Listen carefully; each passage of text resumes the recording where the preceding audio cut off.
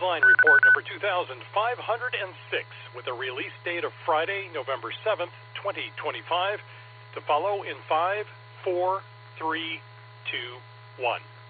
The following is a QST. The FCC considers a request for satellite delivery of after-hour sunlight. Australia begins a sweeping review of their amateur band plans, and remembering a priest who pioneered wireless transmission at the turn of the century. All this and more as Amateur Radio Newsline report number 2506 comes your way right now. From around the world, this is Newsline, Amateur Radio's independent, on-the-air news and bulletin service. And now reporting from Valparaiso, Indiana, here's Paul Brown, WD9GCO. Our top story sheds some light on a satellite company's plan to shed some light. Some real reflected light from the sun back to the Earth after twilight to benefit solar power users. Kent Peterson, KC0DGY, gives us the details. The FCC's Space Bureau has been asked to approve a proposed launch next April for a satellite in non-geostationary orbit that will deploy mirrors to provide sunlight on demand, according to the company's website. Reflect Orbital, a startup company based in California, filed its application this past summer for a license for what it hopes will be the first of 4,000 mirrored satellites that it wants to place in low Earth orbit by 2030. The April launch is being eyed for a demonstration satellite, which will carry a mirror that measures 18 by 18 meters or 60 by 60 feet.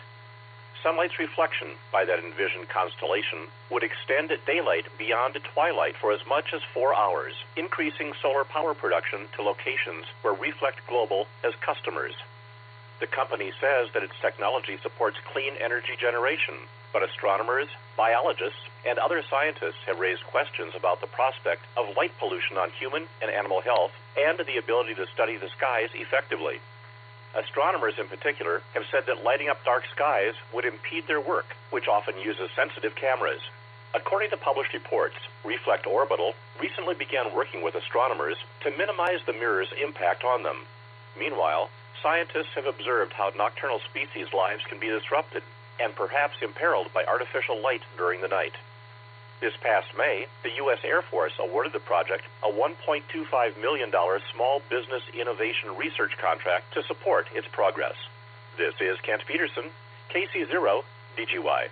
The last major changes to Australia's national band plan were put in place nearly a decade ago, prompting the Wireless Institute of Australia to launch a sweeping review of everything, proposing changes across almost all bands.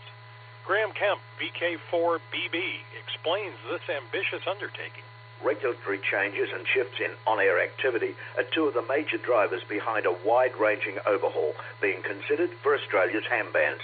The Wireless Institute of Australia's Technical Advisory Committee opened a community consultation on October 17 and is expecting hams who have made requests over the years to formally weigh in on these proposals until the deadline on the 12th of December.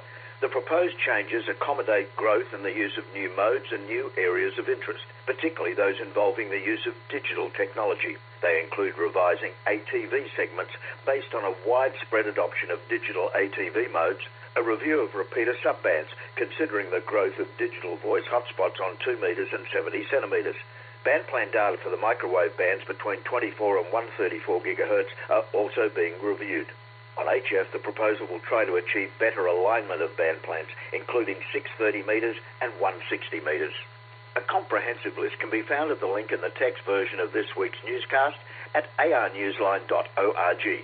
The WIA is seeking responses only from licensed hams and clubs based in Australia. Revisions are expected to be published by the end of the first quarter of next year. This is Graham Kemp, VK4BB. He was there in the UK at the inception of Summits on the Air, and now he is a silent key, leaving many soda ops around the world mourning his death. We learn more about him from Jeremy Boot, G4 NJH. Robert John Hannan, G4RQJ, was not just one of the best-known and longest-serving members of the SOTA community, but perhaps one of the best-loved. He was there in 2002 when SOTA was a dream realized by so many outdoor enthusiasts who believed that combining radio with a bit of adventure would be a peak experience in every sense of the word. Rob became a silent key on the 25th of September in the Rysedale St. Cuthbert's nursing home. His death was reported recently on the SOTA reflector. Even as poor health began to hamper his activities, Rob's enthusiasm remained strong. His final activation, made in 2018, was number 916. Even away from the summit, his was a particular familiar face at the annual Norbreck Rally in Blackpool, where, accompanied by his wife Audrey, he staffed the SOTA stand and greeted visitors warmly. The SOTA reflector post noted that his cheerful and caring demeanor was as present on the air as off the air. The post said, whether answering your call as a chaser or in summit-to-summit QSO, he always sounded as though he was having the time of his life, and that he was absolutely delighted to hear from you. Rob was 84. This is Jeremy Boot, G4NJH. Here in the U.S., a well-regarded businessman who served the amateur radio community and was a friendly and familiar face at many hamfests has become a silent key. Jim Dameron, N8TMW, shares his story. Many customers in the amateur radio community knew him simply as John B. But John Bart Shearer, N1GNB, was also known for his Connecticut-based business Quicksilver radio products and his personable demeanor. He was a visible presence at hamfests and activities with the Meriden Amateur Radio Club. Before starting Quicksilver more than 20 years ago, John had been the advertising manager for the ARRL's publication QST. Licensed in 1989, John and his club also ran the Nutmeg Hamfest, the New England ARRL State Convention in Hartford. John became a silent key on Saturday the 25th of October while hospitalized. His longtime friend and part-time employee, Peter Freiler, W1AIR, told Newsline that the business remains open while the family copes with its grief. He said that Quicksilver's long-term plans were unclear. Peter said that John found great joy in meeting with fellow amateurs at Dayton and at New England's regional Nearfest, which he particularly loved attending. He said that he often spent more time just chatting with visitors than trying to sell them anything, which, given his friendly nature, is not surprising. This is Jim Dameron, N8TMW. Two amateurs involved in separate activities designed to develop the next generation of hams have been selected to receive the YASME Excellence Award. We learn more about them and their work from Jen DeSalvo, W9TJX. Two U.S. amateurs have been recognized by the YASME Foundation for their ongoing contributions to young amateur radio operators in helping them develop technical and operating skills. Ed Engelman, KG8CX, is being honored for his work with the YACHT program, which serves young amateurs. YACHT is an acronym for the Young Amateurs Communications Ham Team, which connects young radio operators around the world to form friendships and share their experiences. Don Jones, K6ZO, has been recognized for his ongoing work training and supporting young operators in rural Malawi. One of the teenage operators from Don's training sessions was recently added to the team of de-expeditioners who are going to Andaman and Nicobar Islands in the Bay of Bengal next year. Both hams will receive the YASME Excellence Award, which was established in 2008 by the Foundation. The announcement was made on the 30th of October. In the same announcement, the Foundation's Board of Directors said that YASME has also made a grant to support the RM Noise Project, which employs artificial intelligence to remove noise from SSB and CW reception. This is Jen Salvo, W9TXJ. It's time for you to identify your station. We are the Amateur Radio Newsline, heard on bulletin stations around the world, including the linked N6USO and K6TEM repeaters in Southern California, Tuesdays at 7:30 p.m. local time.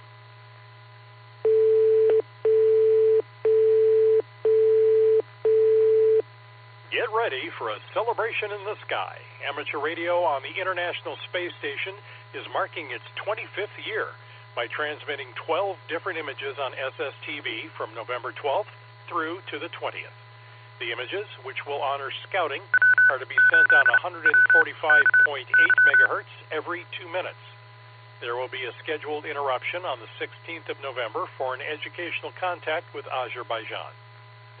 In Australia, CB radio enthusiasts and hams are taking to the mountains for an annual challenge, as Jason Daniels of VK2 LAW tells us. What started as an experiment between two teenagers in Australia testing the range of their walkie-talkies later grew into a test of CB radio's range in young drivers' cars.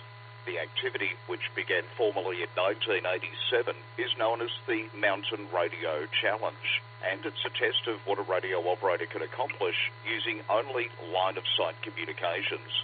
This year's challenge is taking place on Saturday the 29th of November. Instead of school kids on beaches, this growing challenge attracts CB radio operators on 27 megahertz and amateur radio operators on the ham frequencies, many of whom are also activating SOTA summits. Tony Locke, the founder and event director, told Newsline in an email that the very challenge that began long ago between him and a schoolmate has since expanded into several groups on hills within his home state of Victoria and has expanded to Tasmania, South Australia and New South Wales. The objective is to transmit a predetermined relay message in one direction from one operator to the next and a responding message back in the reverse direction. According to the event website, although ham radio operators will not be participating in the message relay itself, their presence on the mountains is still useful because the hams can help with operator coordination and, of course, if there is a need for emergency communications. For details about participating, see the link in the text version of this week's newscast at arnewsline.org. This is Jason Daniels, VK2LAW. The estate of a silent key in the U.S. has endowed the creation of a high-ranking position at his alma mater in the state of Iowa.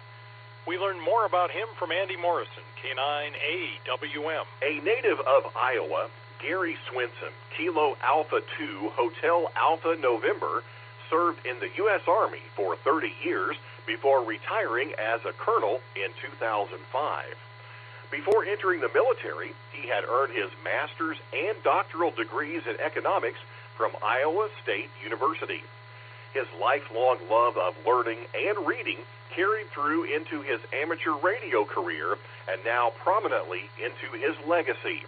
Gary became a silent key this past June unexpectedly when he had a heart attack at the age of 75. His estate is funding the establishment of a Dean of Library Services on the university campus. The library is a cornerstone of the university, with more than 2.3 million physical items in its collections and another 2 million e-books, as well as access to online publications in various disciplines. According to the university website, more than 1.5 million downloads of the campus's scholarship and research projects are completed each year from its digital repository. The Library Services inaugural dean, Hillary Seo, said the gift would, quote, benefit future generations of students well into our next century of service, end quote.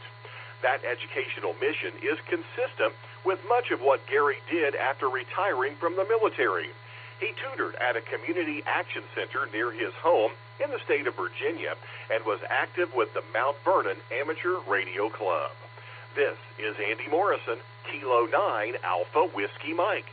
In the world of DX, Arnold DK1VK will be active as OZ0ROM from Romo Island, IOTA number EU125, on the 8th through to the 14th of November, and again on the 21st through to the 28th of November. He will also be on the air from the 16th through to the 19th of November as LA/DK1VK from Utsira Island, IOTA number EU055. During his activations from both locations, he will be using single sideband on 80 through 10 meters and possibly 160 meters. Listen for Eldir, PY1SAD, using the call sign 8R1TM from Guyana until the 7th of December. He is using single sideband, CW, and digital modes on 160 through 6 meters. The 5J4D expedition to Playa Blanca Island will be on the air starting on the 12th of November. The island is IOTA number SA084, Be listening for them on CW, single sideband, and the digital modes on 80 through 10 meters until either the 16th or the 17th of November. For all contacts listed in the world of DX, please see QRZ.com for QSL details, frequencies, or other operating information. We'll end our report this week by going back in time to the turn of the century when a priest from Europe came to the U.S., where he became an early pioneer of wireless communications. Travis Lisk, N3ILS, introduces us to him. Father Joseph Mrgas, the scientist, painter, and priest born in what is now known as Slovakia, was a man of enduring curiosity and deep faith. Ordained in 1888, he served the church in what was then the Kingdom of Hungary until he answered a call to service in the United States. In 1896, he arrived in the mining community of Wilkes-Barre, Pennsylvania, which has a strong Slovak population. The priest, whose many studies included astronomy, botany, and electrotechnology, held another cherished faith, a strong belief in his experiments in radiotelegraphy. Some historians say that his development of a wireless transmission method, known as the tone method, which he patented, paved the way for the development of Morse code. In 1905, he publicly tested it, successfully sending signals between towers in Wilkes-Barre and Scranton, about 20 miles or 32 kilometers away. That historic transmission will be recreated on the 15th of November by the Mrgas Amateur Radio Club, K3YTL, at King's College, and amateur radio station W3USR at the University of Scranton. The event, organized in partnership with the Slovak Heritage Society of Northeastern Pennsylvania, will be live-streamed on YouTube and Facebook and will be available for viewing later on the club's YouTube page. The day will also mark the 50th anniversary of the club that honored the pioneering priest by adopting his name as their own. This is Travis Lisk, N3ILS. Find links to the 1 p.m. live stream in the text version of this week's newscast at arnewsline.org. If you haven't sent in your ham radio haiku yet, what's been stopping you? Visit our website at arnewsline.org, and as you compose your ode to the favorite online activity, we will help you use the correct number of syllables to make an authentic haiku. Submit your work and then sit back and wait to hear whether you are the winner of this week's challenge. The winner gets a shout-out on our website where everyone can find the winning haiku. With thanks to Amateur News Daily, American Astronomical Society, AMSAT News Service, Bob Jesuit, WA3PZO, David Behar, 425DX Bulletin, Iowa State University, Little and Kane Funeral Directors, Los Angeles Times, Mountain Radio Challenge, Mrgas Amateur Radio Club, Peter Freiler, W1AIR, QRZ.com, shortwaveradio.de, Slovak Heritage Society, Soda Reflector, Space.com, Storm Lake Times Pilot, Wireless Institute of Australia, the Yasmy Foundation, YouTube, and you, our listeners. That's all from the Amateur Radio Newsline. We remind our listeners that Amateur Radio Newsline is an all-volunteer, nonprofit organization that incurs expenses for its continued operations. If you wish to support us, please visit our website at arnewsline.org and know that we appreciate you all. We also remind our listeners that if you like our newscast, please leave us a 5-star rating wherever you subscribe to us. For now, with Karen Eve Murray, KD2GUT at the news desk in New York, and our news team worldwide, I'm Paul Brown, WD9GCO in Valparaiso, Indiana, saying 73. As always, we thank you for listening. Amateur Radio Newsline is copyright 2025. Amateur Radio Newsline retains ownership of its materials even when retransmitted elsewhere. All rights are reserved.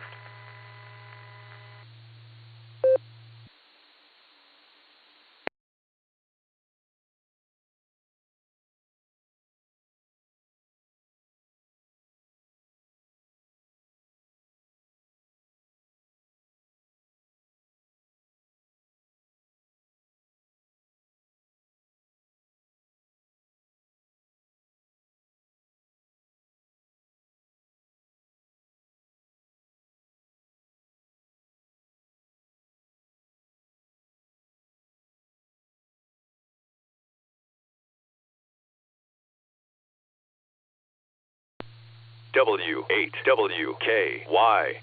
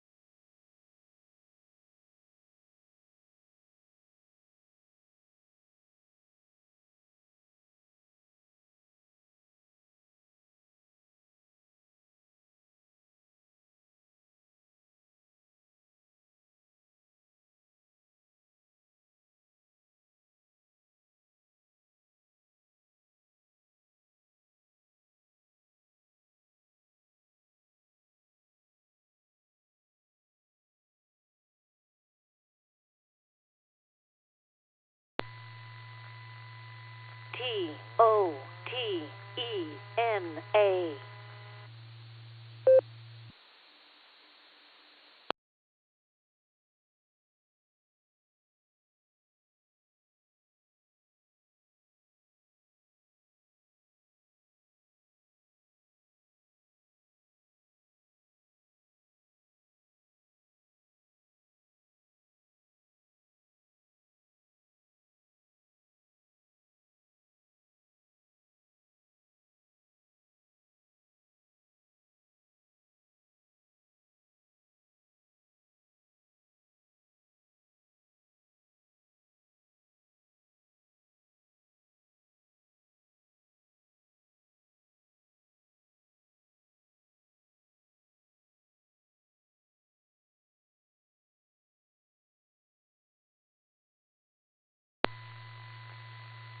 The Weekly Serenade, featuring club news, trivia, and check-ins from some of the nicest hams in the universe starts in 5 minutes.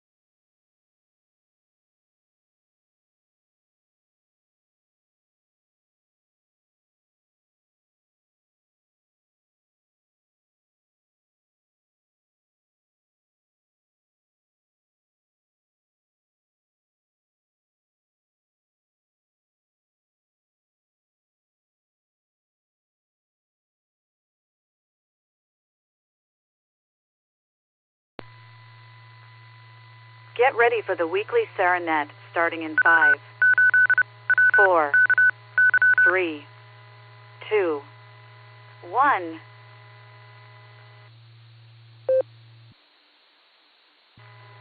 Good evening, Northeast Ohio and all our Outlanders. CQ. This is the Silvercreek Amateur Radio Association ClubNet on the W8WKY repeater. We're at 147 Mark 39 megahertz with a PL tone of 114 Mark 8.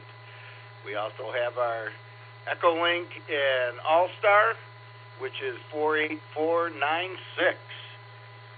This is a control net open to any and all licensed amateurs. All traffic should go through net control. Emergency traffic is welcome to break in at any time. Your net control operator this evening is Phil, Papa Hotel, India Lima. My call sign is K8PMI. That's Kilo 8 Papa Mike India. All right, so we're going to do some trivia. And let me take a break for time here. All right, let everything reset there. Also, we had a good conversation on one of the barometer nets in the morning before, and what was the first car you had? Now, I had a big old piece of junk. It was all I could afford was a 78 AMC Concorde, and it was bright yellow.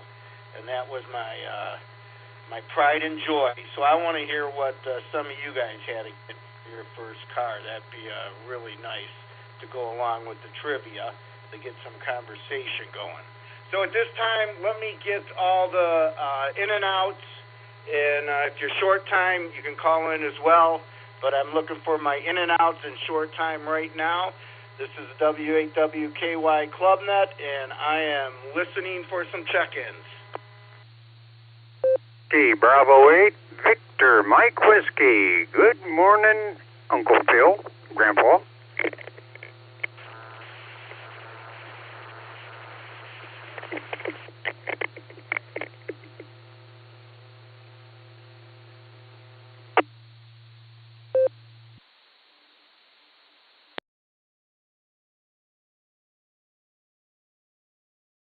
Bravo 8, Victor Hotel Mike. Green, in and out.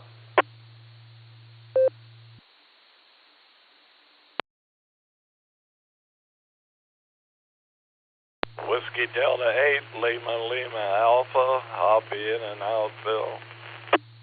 Kilo Echo 8, India Mike Echo, David Sterling, in and out.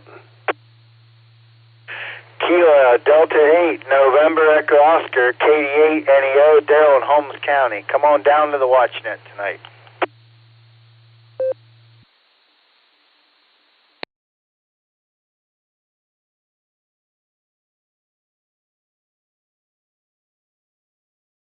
Kilo Foxtrot 8, Echo Papa Golf, in and out. Kilo Echo 8, Tango Lima Bravo, KE8 TLB, Randy and Ripman, I'll be in and out, 73, God bless. Randy in the brake truck.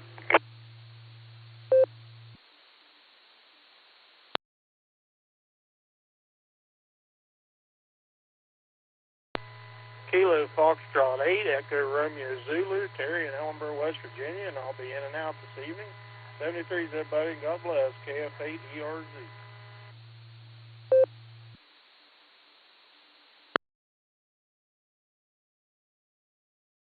All right, I'll pick it up there. I didn't get the prefix on the Lima Alpha.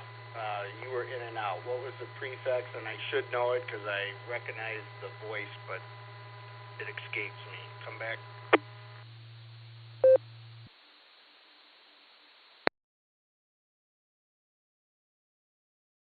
Whiskey Delta 8, Lima Alpha.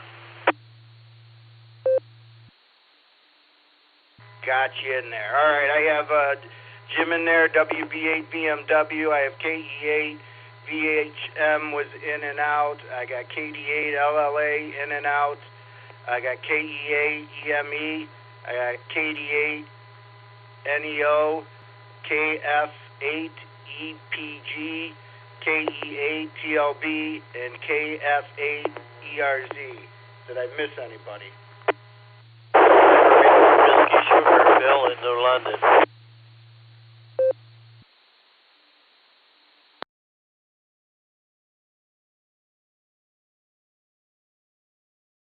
All right, I got you, Bill. Are you in and out? Yes, I'll be listening. NAWS.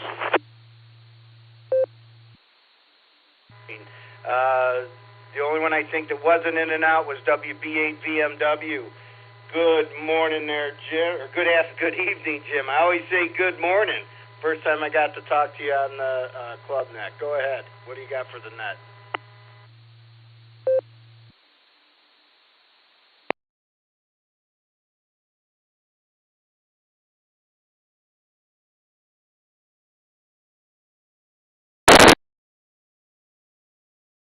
All right, I guess Jim was in and out. So, all right, I got all my in and outs taken care of. I got my trivia question lined up here. Let me get a round of check-ins, and we'll start working down that list. So if you're ready to check in, I got my in and outs taken care of.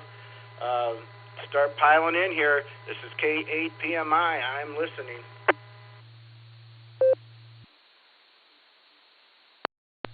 Kilo, Charlie 8, Echo Yankee. Dave from East Sparta, and we'll be in and out. Whiskey 8 Tango Delta W8 TD, John in Wadsworth. K8 PMI or W8 WKY. Hi, Phil. WA8 KOC.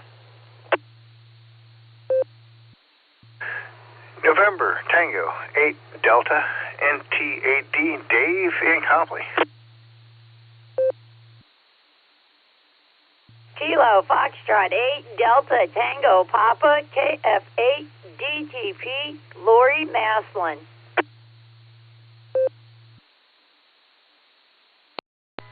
Please copy Kilo Echo 8 Uniform India Bravo KE8 UIB John Maslin.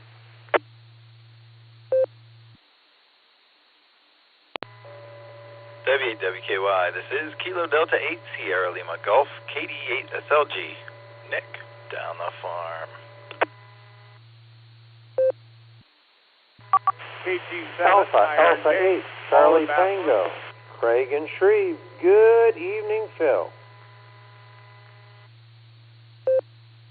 Let me pick it up there.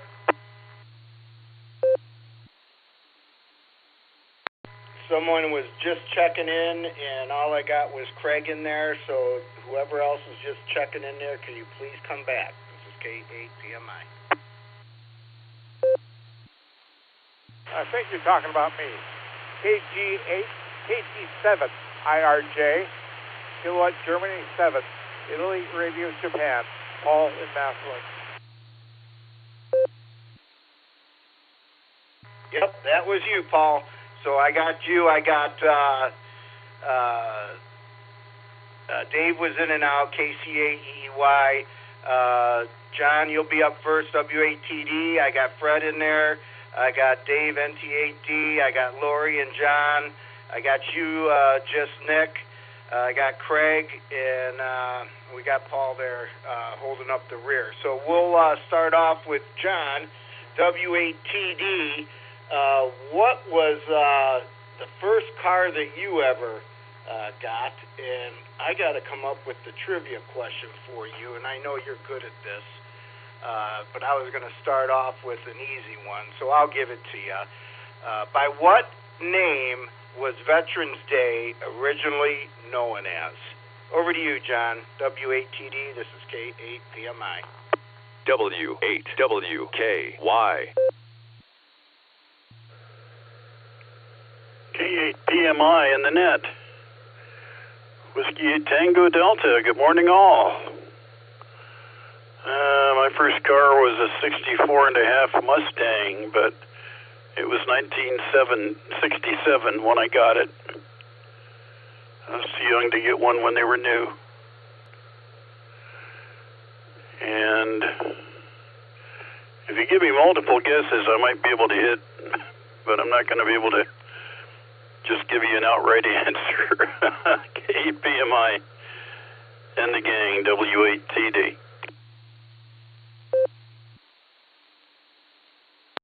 Oh, John, you're the knowledge man. I actually got you stumped on the first one. That's good for me. That sounds good, and good to hear you out there, John. Can't wait till you go on another trip and tell us all about it. We love hearing those stories. Appreciate it. All right, let's head on over to Fred. You're going to have the same question, WA8KOC, and I need to know, what was the name of Veterans Day originally known as?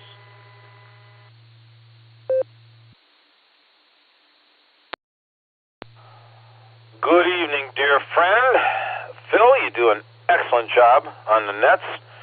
Sincerely appreciate you taking this evening's net. Good to hear you. Thank you for all you do for the club. And I'll go ahead and answer the trivia question as Armistice Day. Can't hardly spit that one out. And John thinks he's got one up on all of us by having his Mustang. I think the 66 Mustangs were the best, and I think that the 67 GTOs with the 455 engines in them were the cat's meow.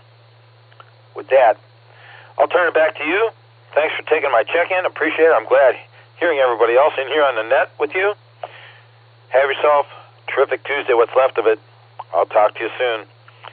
K8PMI or W8WKY, excuse me, WA8KOC. 7-3, everybody. All right, we'll be clear with Fred, WA8KOC, and he got the question correct. Good job there, Fred. Now we're going to head on over to Dave, NT8D. I got to come up with another Veterans Day trivia question for you. So your question is going to be, what does the 11th hour of the 11th day of the 11th month signify? And what was your first car? This is K8PMI, NT8D.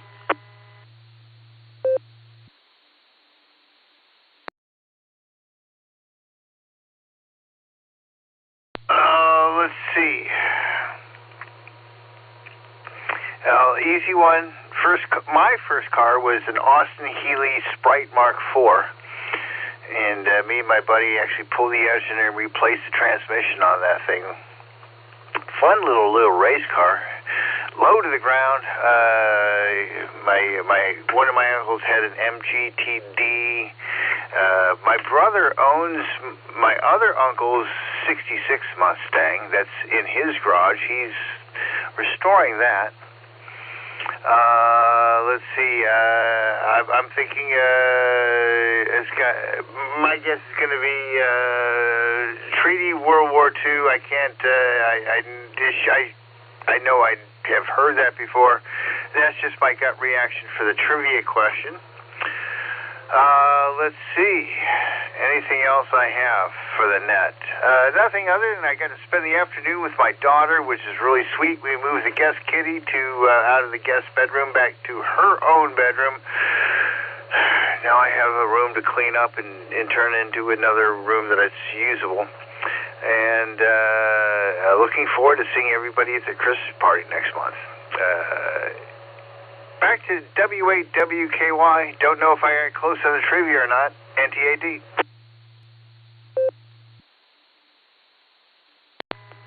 NT8D, that was a very good guess, but it was not the correct answer. All right, thanks a lot, Dave, and thank you for what you do at the club and the Barometer Net on Mondays. Love hearing you out there. We'll be clear with NT8D. Let's head on over to Lori, KF8DEP. What was your first car, and what does the 11th hour of the 11th day of the 11th month signify?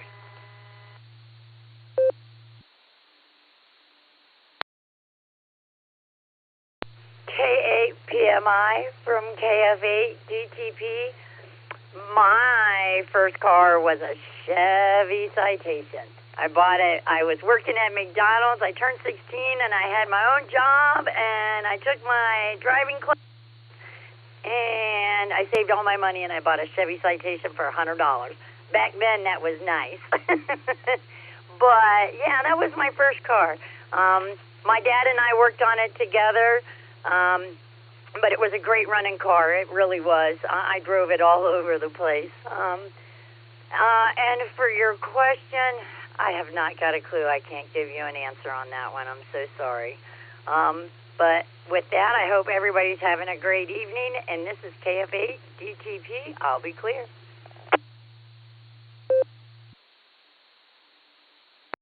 All right, Lori.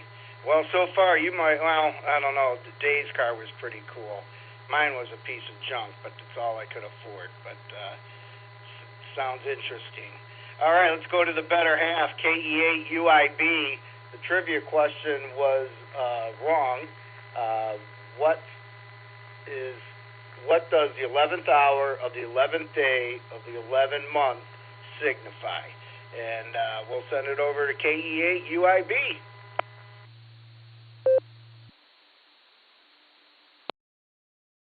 K8 PMI from K8 UIB. Good evening, Phil. Everybody out there on the net. Oh, I'm going back and forth with my mom and dad, and the trivia question, we have no idea. I do feel like it's World War II related, but I really don't know. First cars. Now that's a story. 16 years old, taking driver's ed in Firestone Park. On Astor Avenue at Mr. Zipp's driver's ed, and across the street in the parking lot behind Firestone Park School sits this 1984 mid-size Ford LTD that is wrecked on the passenger side with a busted headlight, a dented hood, and a fender, for sale for $300 with 54,000 miles on it. Let me pause for time real quick.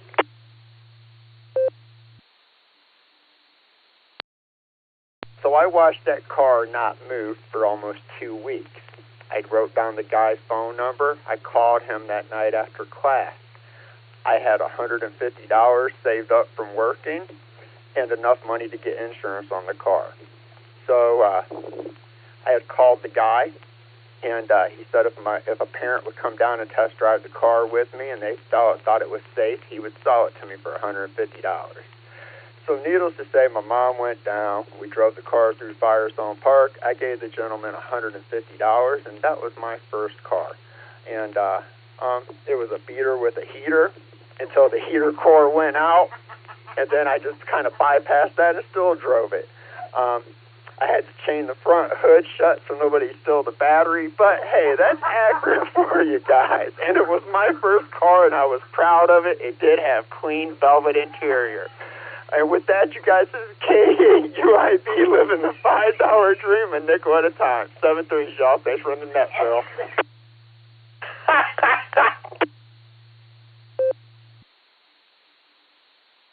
KE8 UIB, I think you beat my banana. Holy smokes. Now, that's a good little story there, and I bet you had those fuzzy dice hanging from that rearview mirror, thinking you're all cool driving that thing. Thanks, John. Appreciate it. We'll be clear with KE8 UIB. Did not get the trivia question. Let's head on down to just Nick. He's probably had a Subaru his whole life, but we'll find out what his first car is. And you still have the same question. What signifies the 11th hour of the 11th day of the 11th month? This is W8WKY ClubNet, KD8SLG. You're on deck. W8WKY. W8WKY, is this KD8SLG? Good evening, Phil. And all the Sarah Club netizens. Good times, man, good times. I'll take a swing at it. I think that's when the end of the war was signed. Surrender of Japan. I have this vision of taking place on an aircraft carrier or something. That's that. And yeah, dude, you hit the head on the nail.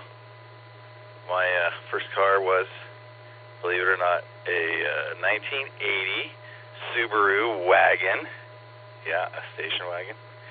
It was cool, man. It had on-the-fly, on-demand four-wheel drive. You pull this little lever back, and it was a mechanical clunk.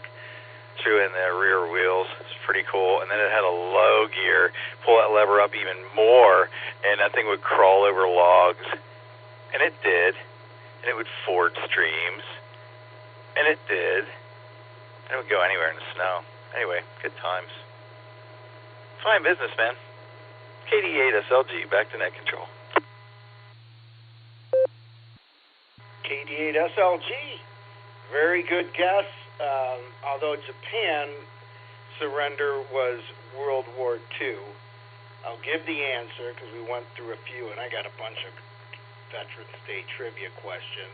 That was the end of World War I with Germany. 11th hour, 11th day, the 11th month. All right, we'll be clear with KD8 SLG, and now we're heading over to Craig, AA8CT, and I got to come up with a question for you. Let's see what I got here. Okay, approximately how many U.S. veterans are there right now? This is multiple choice. A, 500,000, B, 18 million, C, 2 million, or D, 10 million. And Craig, if you come back that your first car was a horse and buggy, you're done. Just kidding. AA8CT, you're up next on ClubNet.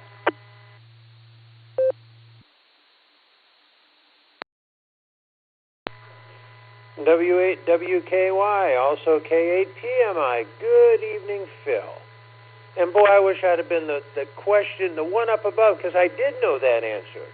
And I don't know the answer to the question I've got. I'm going to go with C. And my first car was a 64 Tempest. 4-cylinder. And it was kind of unique because it was the only one of the cars around that had the gear shift on the dashboard. So, yeah, and that was it. And loved that little car, and that little car hauled an awful lot of people. I mean, more people than it was ever designed for. But anyway, it was a lot of fun. So I'm going to turn it back to you. Thank you for doing the ClubNet tonight. And that was a great question. Like I said, I knew the one just before. If I'd have been one up, I could have got the answer. Oh, well, that's the way it goes. And to all the ClubNetters, I hope that we see you all. I believe it's next week on Thursday for the November club meeting. So, yeah. AA8CT, back to W8WKY and K8PMI. And thank you, Phil. Have a good evening. 73s.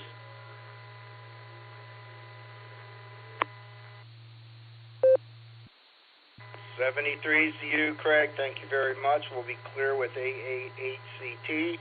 And C, 2 million is not the correct answer. So now we have 3. And I think I got the call wrong. AG7IRJ, confirm your call. You're up next on the ClubNet. And if you want me to repeat the multiple choice, I can do that for you. And we need to know what your first car was as well.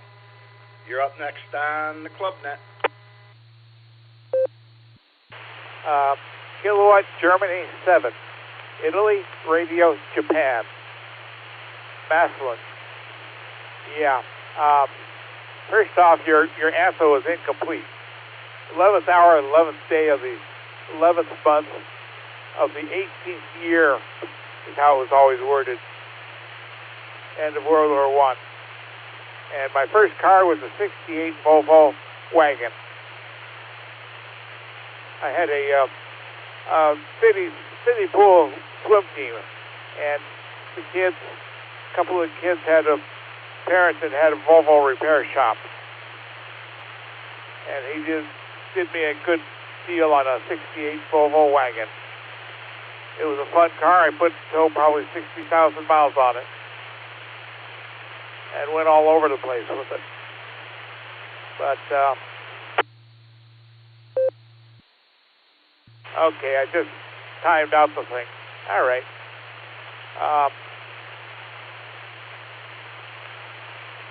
Your lesson, I have no idea what the question. Oh, yeah. My guess is 10 billion. Yeah, C. KG7 IRJ.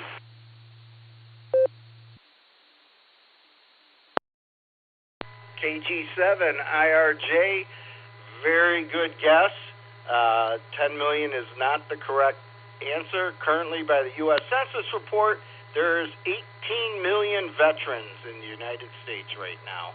And yes, on that one, I eliminated the year because that would have gave it away. 18. Made it a little bit more tricky. But thanks a lot for joining us, Paul. We appreciate it. It brings me to the bottom of the list. So let's keep this club net going. Haven't even hit the bottom of the hour. So I'm looking for check-ins. This is a W8WKY club net. This is K8PMI, and I'm listening. This is WO3X, Whiskey Oscar 3 X-Ray, John in Cuyahoga Falls.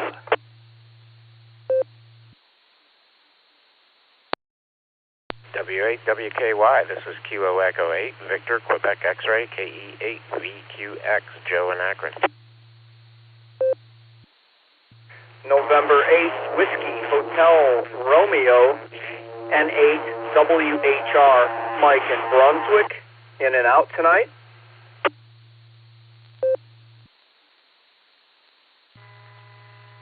Kilo Charlie 0, Lima Romeo Mike, KC0 LRM, Kelly in Tulsa.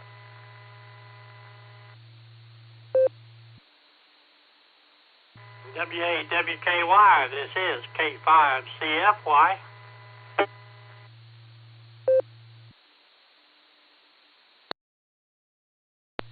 Kilo Echo 8, Victor Zulu Alpha, KE8VZA, Eric in Strongsville.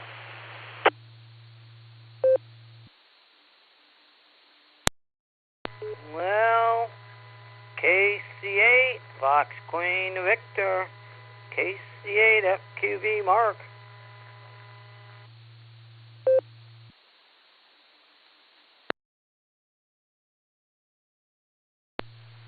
KF8 AHI, Kilo Foxtrot 8, Alpha Hotel India, Mike Barberton, in and out.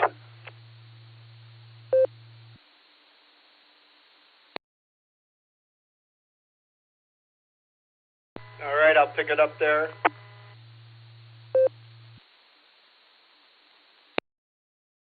All right, on this round we have WO3X, John. I got KE8VOX, Joe. I got Mike in and out, N8WHR. I got KC0LRM in Tulsa. I got K5CFY, Ray. KE8VZA, Eric. And I got Northern Mark. And I got Mike in and out, KF8AHI. And let's head on over to John, WO3X. And I got to come up with your trivia question. And your question is, after the Commander-in-Chief, who is the next in line to command the nation's armed forces? With that, I'll send it over to you. This is K8PMI. W8WKY.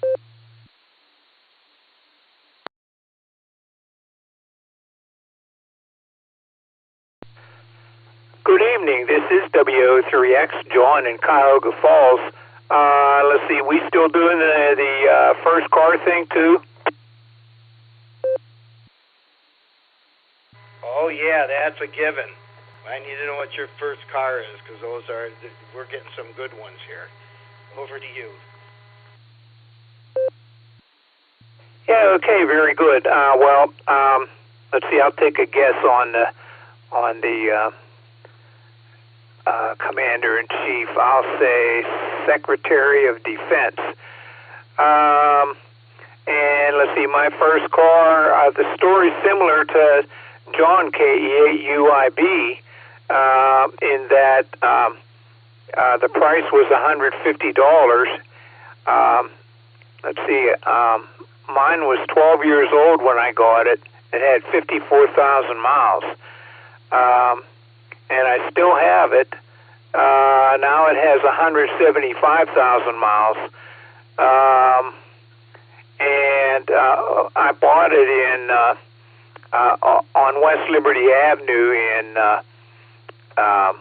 Pittsburgh, and then that was 1968. Then 1971, I moved to Mount Prospect, Illinois. I was there for a year, and then I moved back to the Pittsburgh area.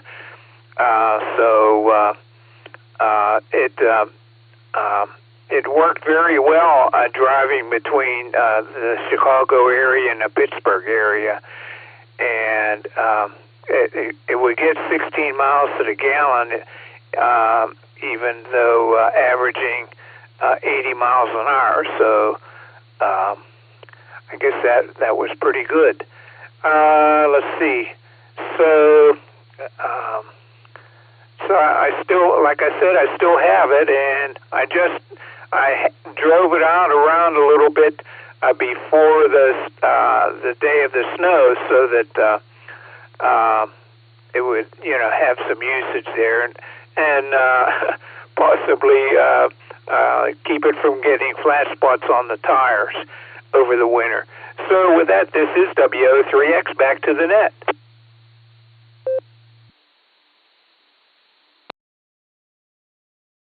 All right, thanks a lot, John. Appreciate it. And I got sidetracked there. You are correct on the trivia question.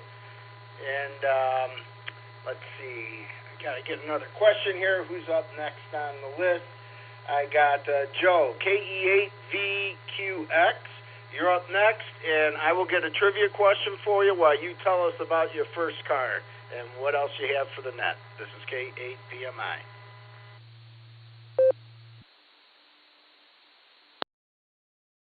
W8WKY and K8PMI. This is KE8VQX. Hi, Phil, and everyone on the net. Good to hear everyone once again. My first car was a '72 Super Beetle. Super. It had the 1600 cc engine. Of course, I think that was around 58 horsepower, and no heat, of course, because the heat exchangers rusted out. So you had to drive down the road in the wintertime with one hand for the steering wheel and the shift lever, and the other with an ice scraper in your hand to scrape the ice off the inside of the windshield. It was a great car, though. I think when you're young and you have your first car, it should be something you have to suffer with. It's much more meaningful that way. So looking forward to the trivia question. I probably will get it wrong. It's back to you, Phil. This is K8VQX. K8VQX. What is the purpose of a military salute? All right, what do you got for me?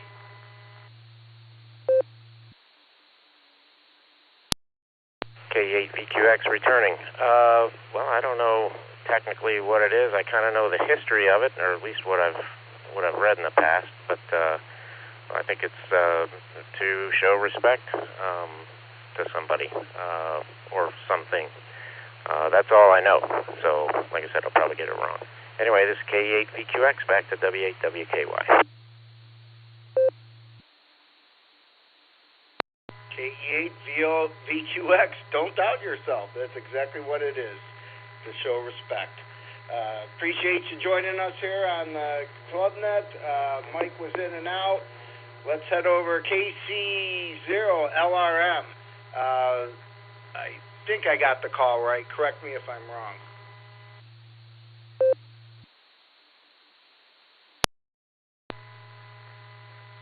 K8PMI, no, you do have that correct. All right. Thanks a lot. I'm glad I got it right. Let me get you your trivia question, and then you can tell me what your first car was. In which war was the military Jeep first widely used? Over to you.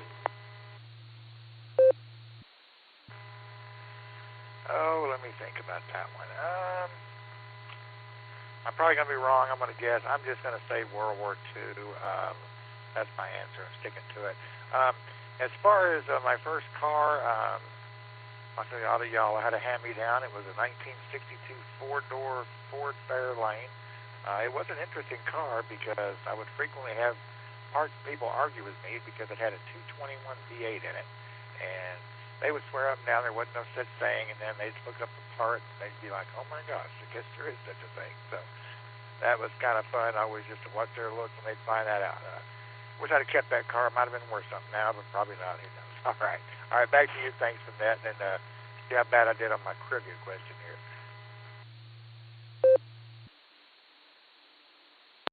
You did outstanding. You nailed it. The Jeep was first widely used in World War II. All right, let's head on over to Tulsa with Ray, K5CFY. We need to know what your first car was, and let's see, which military rank is the highest? With that, I'll send it over to you, Ray. This is K8PMI.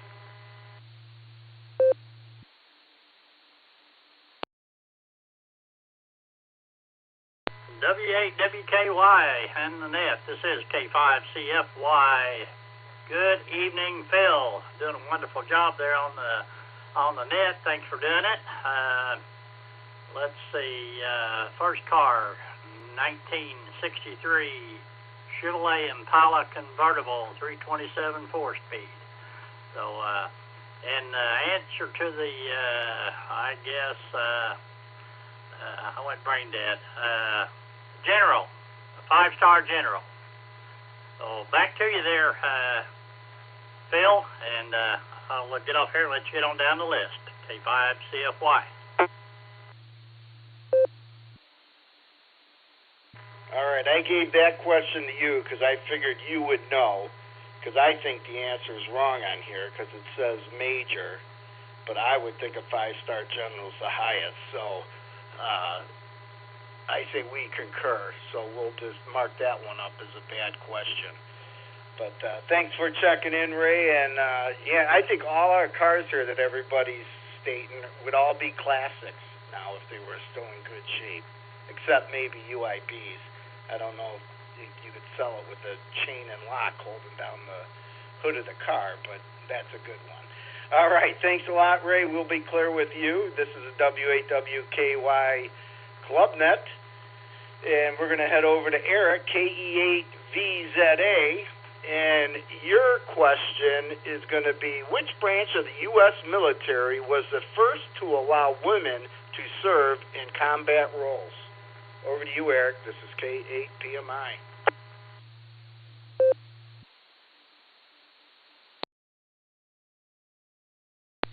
W8WKY, KE8VZA here.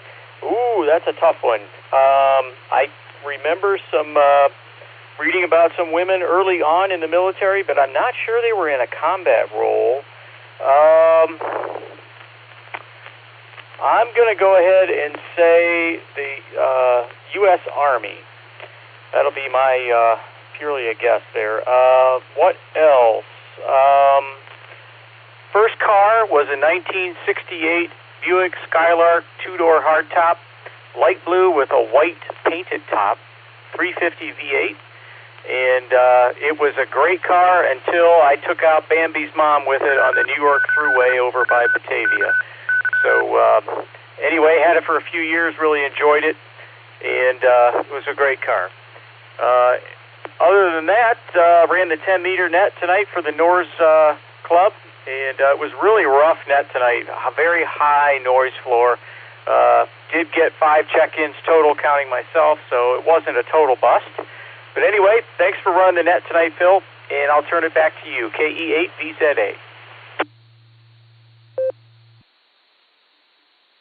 All right, we'll be clear with KE8VZA. You got the question correct. Very good job. It was the Army that first let women in combat roles. All right, now we're going to head over to Northern Mark, KC8FQV. Your question is going to be, Which U.S. president was a 5-star general in the U.S. Army? With that, I'll send it over to Mark. And what was your first car? This is K8PMI.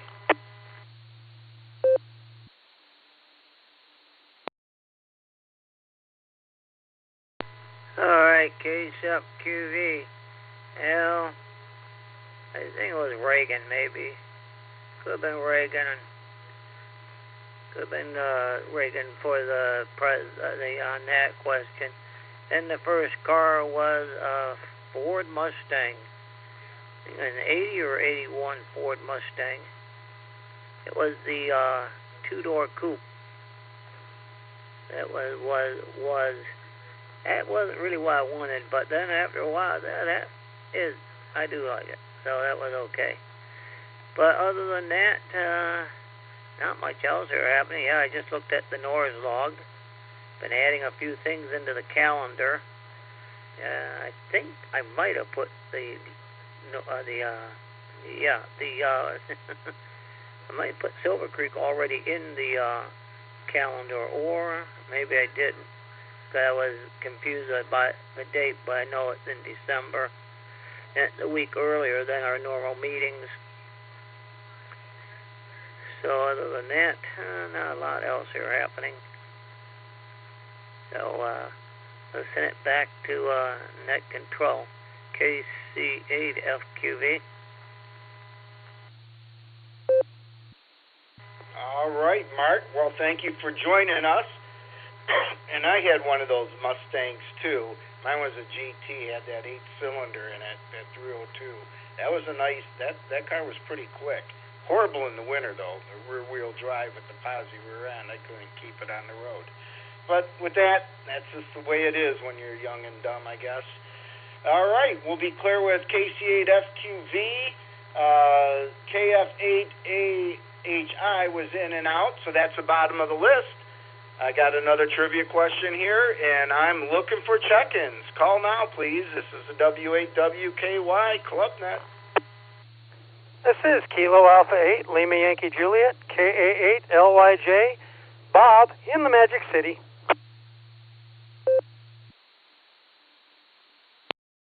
Here is Alpha Bravo 8, Mike Oscar, AB8ML Mobile.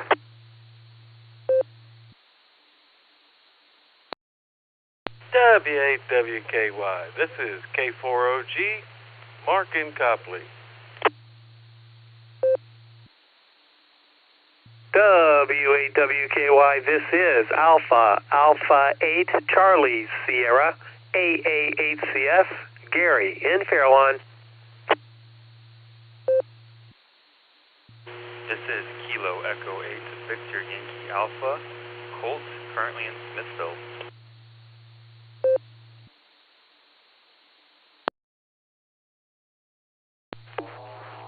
KF8ELA, Kilo Foxtrot 8, Echo Lima Alpha, Zach in Dalton. Jeff, New Franklin. Kilo Foxtrot 8, Echo Papa Bravo, Brian in Cuyahoga Falls, and I'll be in and out tonight. Let me pick it up there. Brian, can you repeat your call, please? Kilo Foxtrot 8, Echo Papa Bravo, KF8EPB. All right, I got you, and I think the gentleman before you was Jeff. If you could repeat your call, you guys sort of were in a tangled mess there.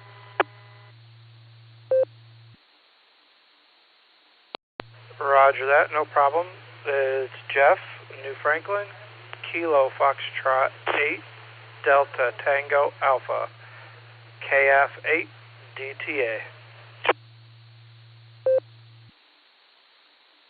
Alrighty, I will go off this list that I have, and I'll do it again after we clear it. I got KE8LYJ, I got AB8MO, I'll get right to you here, K4OG, AA8CS, KE8VYA, KF8ELA, KF8DTA, and Brian, I got you in and out.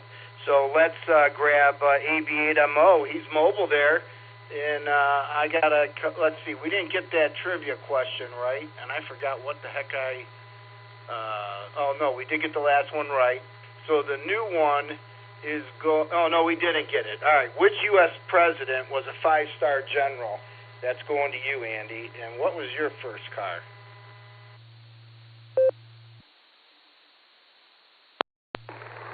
W8WKY from AB8MO, mobile northbound on Route 21, just about to cross Edwards Road. I have no idea what town I'm in.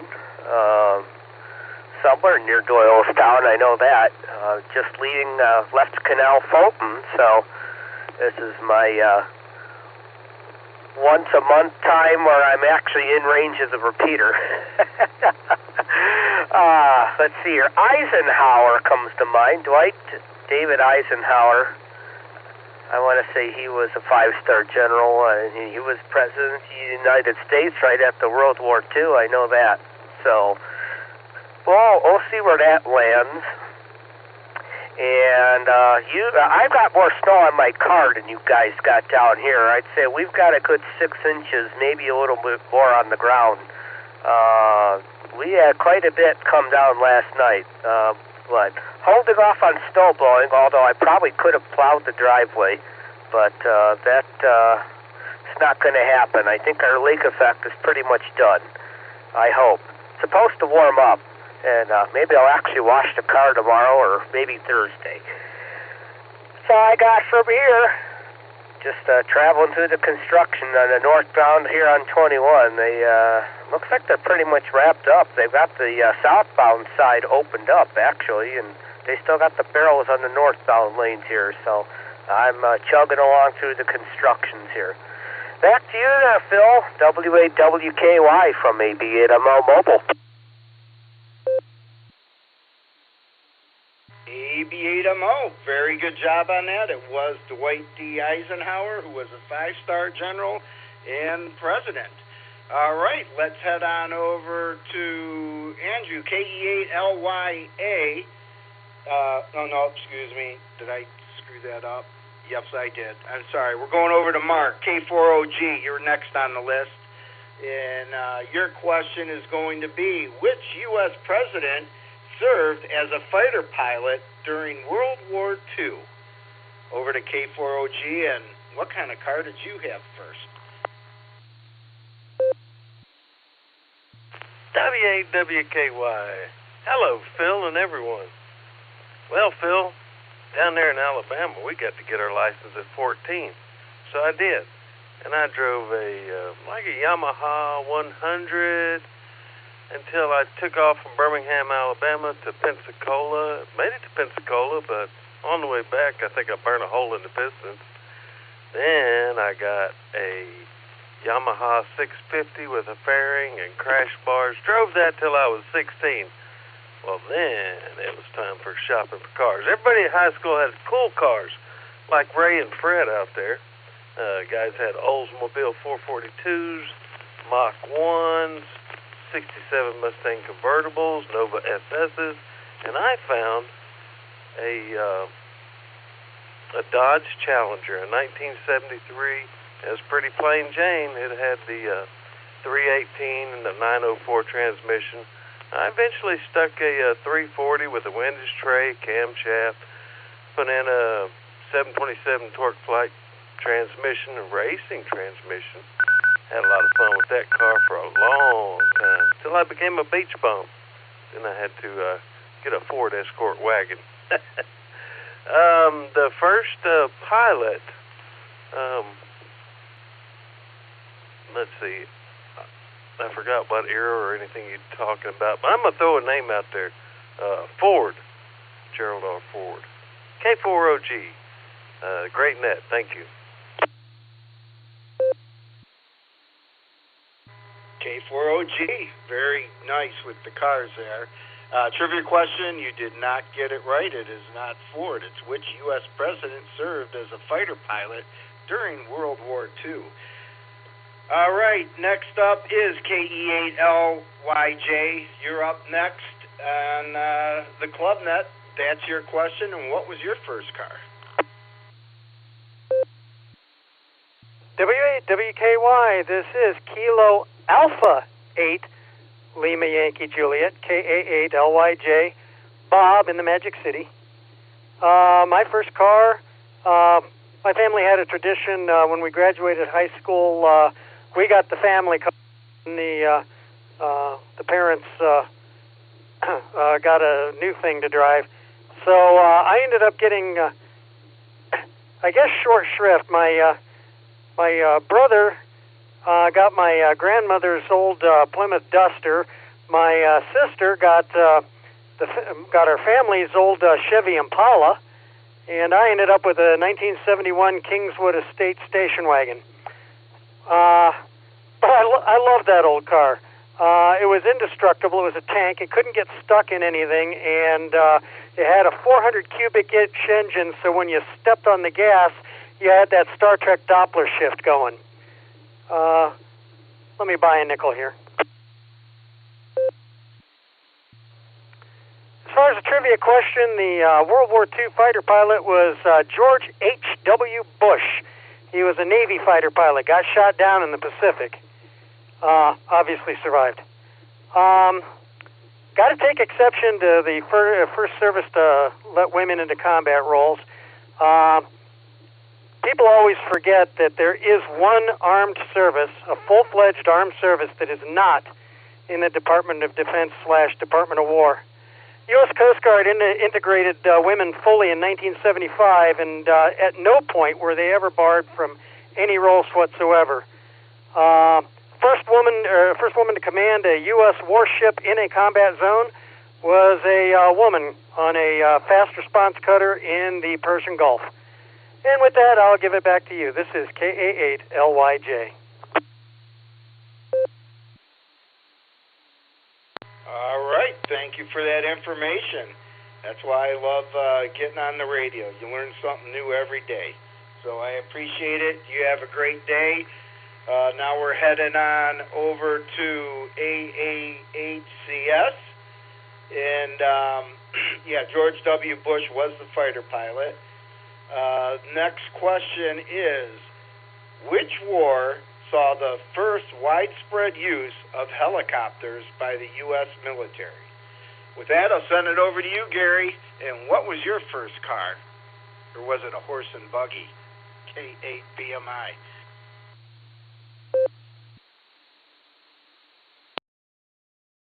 Good evening, Sarah and friends, and Phil, you too. Good to hear you this evening. Sorry about getting here a little late.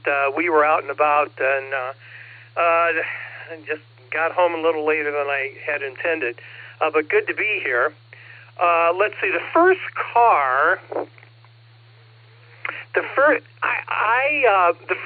I ever bought myself was an MGB. It was a 1965. I think it was a 65 MGB that I paid $700 for. Worked all summer to buy that bad boy. And it was a lot of fun. It leaked when it rained, and did a whole lot of other things, but it ran pretty well. I drove it to Florida when I was a freshman in college for spring break, and that was kind of interesting. I limped home. I had a valve issue in it as I came back from Florida, and that had to be like 1970 maybe. Anyway, ended up getting that fixed, and I had that car for a couple years till my brother wrapped it around a tree, but that's what brothers are for, I think. But that was my first car that I actually paid for. I had some other things that I drove around that happened to be in the driveway, and my dad happened to let me take it on occasion. So that's my initial car experience.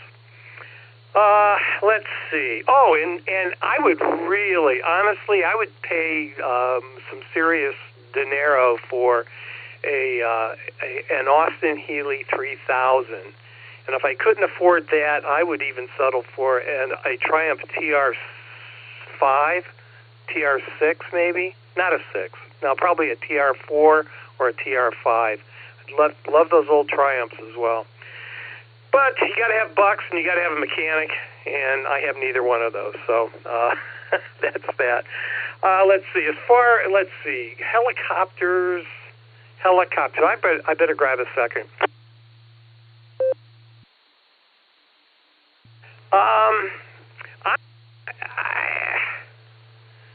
I'm torn between Korea and Vietnam, to be honest with you. But after thinking about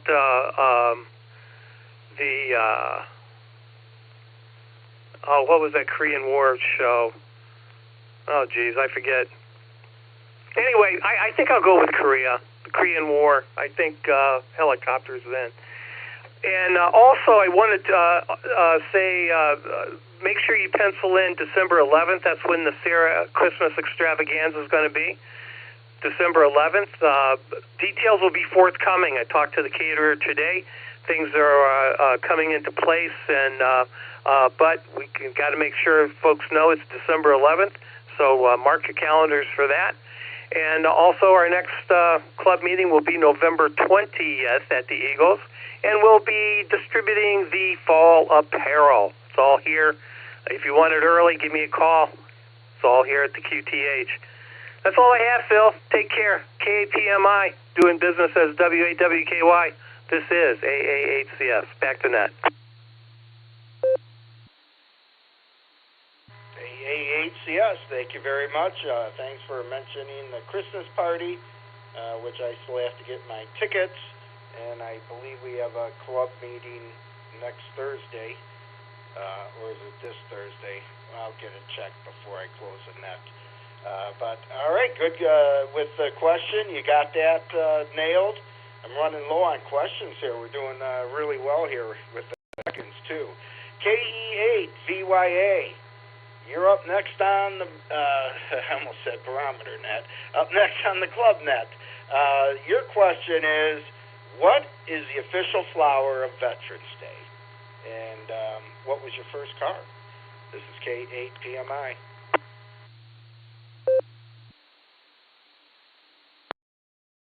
Well, good evening, everyone. This is KE8VYA. My first car was definitely nothing special. It was a 1997 Ford Taurus. I drove that around till finally my sister was driving it, and it burst into flames and shut down at 4-lane highway. So, went out with a bang, but it was good while it lasted. The first flower, I had to call in some backup. I've got my lovely wife here with me, and we kind of just gave each other a side eye. We've got no clue, so I'm just gonna pick a random flower here. I'm gonna go with the dandelion. I know that's not it, but that's the only one I can think of at the moment. So thank you for earning the net. I'm having a lot of fun listening, realizing I need to brush up on my history, so I should get on that. But this is KE8VYA, and I'll send it back to net. Thanks, everyone. KE8VYA, thank you very much for joining us. That was not the correct flower. And let's head on over to KF8EL. What was your first car, and what is the official flower of Veterans Day? This is K8PMI. W8WKY.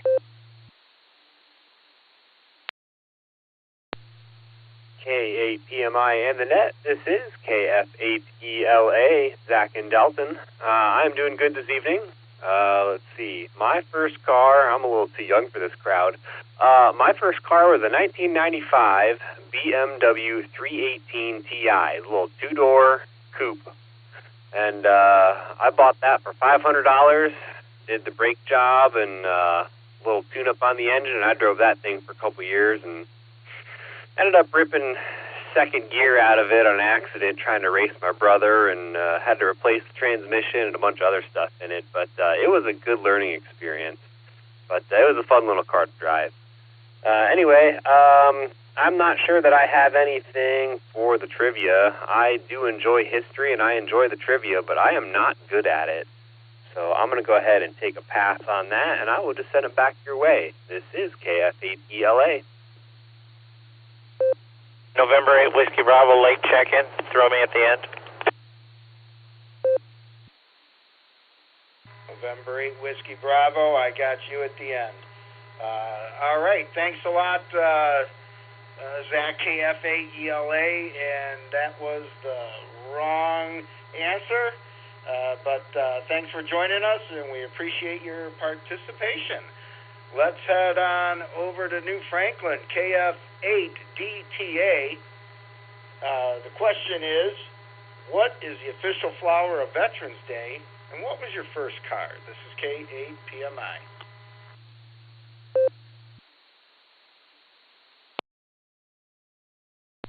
This is KF8DTA. Thanks for taking up my call and getting me in here.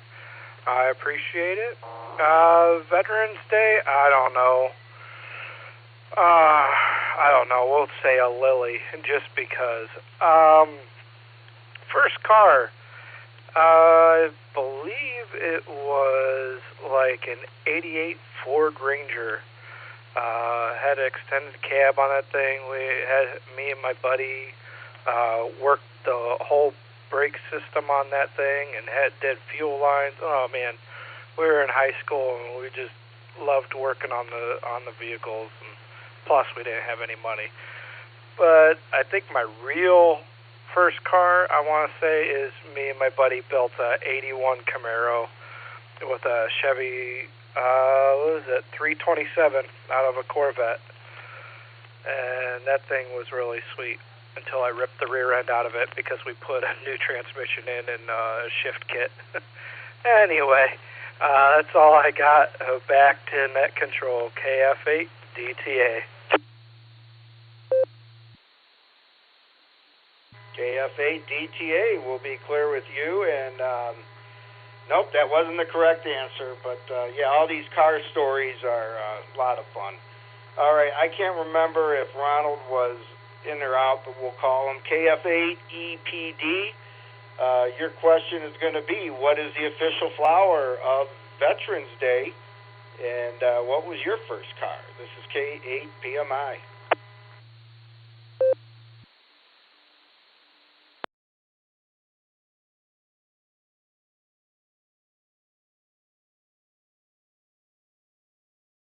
All right, he must have been in and out. We are at the top of the hour, and we got Stefan with the late check-in. So, November 8 Whiskey Bravo. Stefan, you got the final question. What is the official Veterans Day? And what was your first car? This is K8PMI.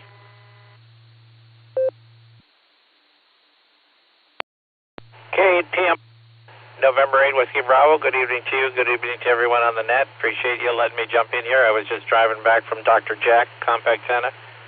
Talking with Heaven. Have a great evening with him this evening. Good cup of coffee.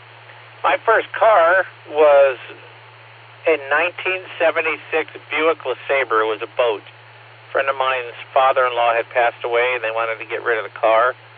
And I bought it in the 80s. I forgot when in the 80s it was, but probably mid-80s. So it was a 76 Buick LeSabre, and like I said, it was a boat. It had the one long bucket seat, or the one long bench seat, and colder than cold on a cold day. Well, I'm going to go with the flower. I'm thinking because Veterans Day, I remember there was a poem, I don't know if it's concerned, I think it was Flanders Field, and I'm going to say poppies is what I'm thinking, if that was what was in the Flanders Field poem, but I could be wrong, could be a totally different occasion, but I'm going to go with poppies. I appreciate you letting me come back to you and being part of the net. K8PMI, November 8 Whiskey Bravo. Thank you. All right, we'll be clear with November 8 Whiskey Bravo.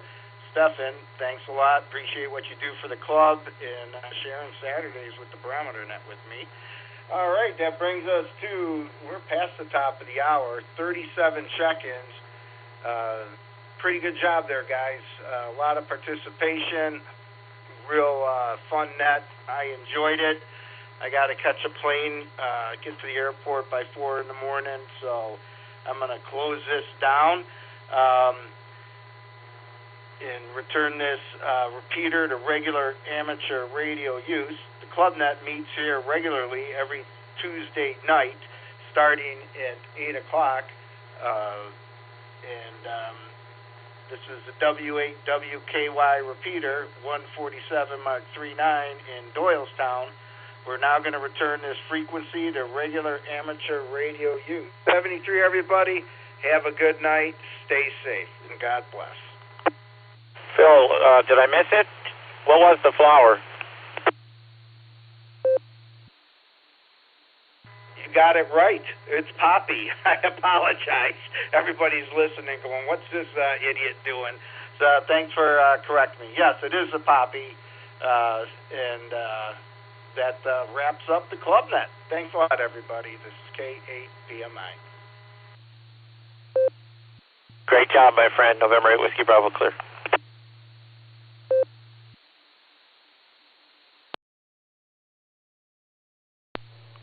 In Flanders fields, the poppies blow between the crosses, row on row. This is K8LYJ 73, everybody. Happy Veterans Day.